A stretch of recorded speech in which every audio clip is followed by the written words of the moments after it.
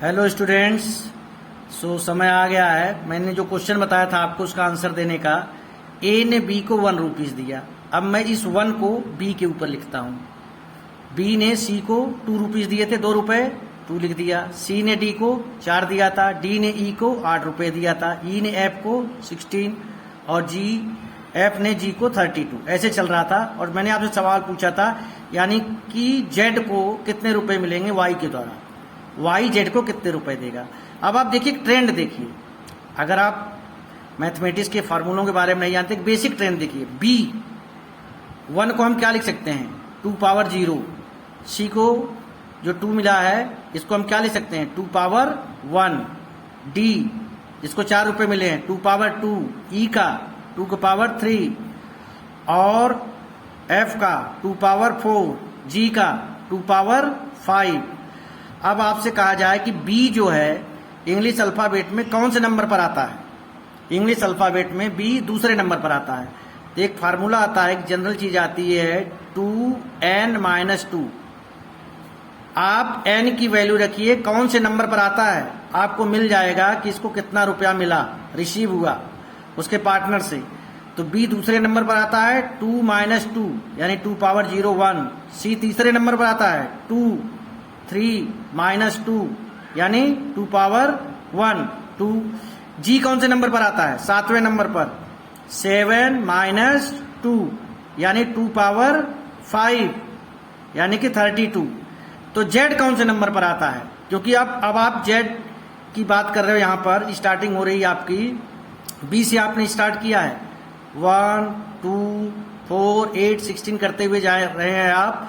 तो जेड कौन से नंबर पर आता है आपका, 26 नंबर पे। तो जेड के लिए क्या आएगा, जेड के लिए आएगा 2 पावर n-2 ट्रेंड है, फार्मूला है। तो 2 पावर 26 -2 यानी इसका आंसर हो गया 2 पावर 24। 2 पावर 24 को कैसे सॉल्व कर सकते हैं आप, 2 power 10 into 2 power 10 into 2 power 4। 2 की मल्टीप्लाई पावर प्लस होते हैं, 1024 इंटू 1024 इंटू 16 और ये सब मल्टीप्लाई करके आपका आंसर आएगा 1677721 और यही आपका करेक्ट आंसर है। अब इसको कुछ बच्चों ने कहा है कि जीपी में है, जीपी में है। एक्चुअली ये जीपी में है, but you have to not start your GP from A. आपकी जीपी स्टार्ट हो रही है बी से, इसमें ए का कोई रोल नहीं है। ए ने बी को पैसे दे दिए, ए फर्स्ट टर्म नहीं है, फर्स्ट टर्म आपका बी है। यहीं पे गलती हुई है, कई लोगों ने जवाब दिए हैं और जीपी का बहुत सही यूज किया है, बट ए इसमें इन्वॉल्व नहीं है। फर्स्ट टर्म आपका जो है बी है और आपका जेड जो होगा वो 25th टर्म होगा। और अगर आप nth टर्म का फार्मूला लगाएंगे तो ए आर n-1, तो पहला टर्म 2 पावर 0 यानी 1 है। आर जैसा कि आप देख पा रहे हैं 2 है, n कितने हैं 25 है -1, ऐसे भी करके 2 पावर 24 यानी कि आंसर ये होगा। तो मैं आपको बताना चाहूंगा कि इसका सही जवाब सबसे पहले जिसने दिया था, सबसे पहले जिसने सही जवाब दिया था एडी भाई ऑफिशियल। एडी भाई ऑफिशियल नाम तो नहीं आ रहा है, कांग्रेचुलेशन। सबसे पहले आपने सही जवाब दिया था सबसे पहले, और उसके बाद और सही जवाब देने वाले थे Vishal Kumar, Royal Pandit, I think ये विष्णु हैं, 2 की power 24 absolutely right. Sunny Bhardwaj गलत जवाब दे गए थे, उन्होंने 2 पावर 25 ले लिया था, लेकिन आई थिंक उनको समझ में आ गया होगा। सलोनी गौड़ सही जवाब दिया था, कांग्रेचुलेशन। तरुण वशिष्ठ ने 2 जवाब दिए थे लेकिन एक डिलीट कर दिया था, तो दूसरा वाला उनका जवाब जो सही वाला था वो रह गया है 2 की पावर 24 एब्सोल्युटली राइट।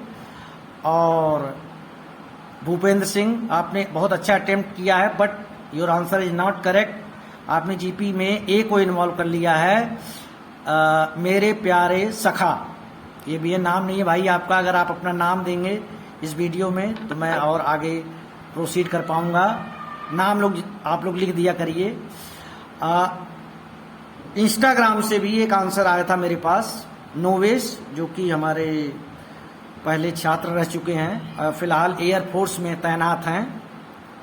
उन्होंने भी बिल्कुल सही जवाब दिया था और एडी भाई ऑफिशियल के साथ ही उनका जवाब आया था। जैसे ड्यूटी से ऑफ हुए उन्होंने देखा था तो रात को जवाब दिया था इंस्टाग्राम पे। तो thank you for participating and for your attempt. गलत जवाब आ गया, कोई दिक्कत वाली बात नहीं है, व्यू भी ठीक ठाक आए हैं।